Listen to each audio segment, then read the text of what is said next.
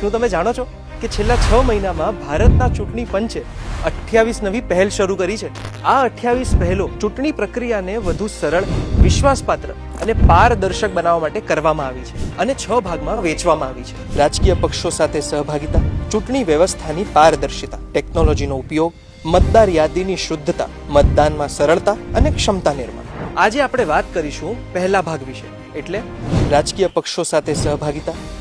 છેલ્લા 6 મહિનામાં દેશભરમાં 4700 કરતાં વધુ સર્વદલીય બેઠકો યોજાઈ, જેમાં 28,000 કરતાં વધુ રાજકીય પ્રતિનિધિઓએ ભાગ લીધો, જેમાં મુખ્ય નિર્વાચન અધિકારી, જિલ્લા ચૂંટણી અધિકારી, મતદાર નોંધણી અધિકારી આ બધાએ મળીને આ સંવાદને સ્થાપિત કર્યો.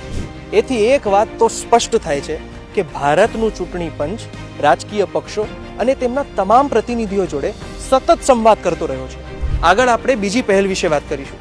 આવા વિડીયોઝ જોવા માટે ECIના સોશિયલ મીડિયા પ્લેટફોર્મને ફોલો અને સબસ્ક્રાઇબ કરો.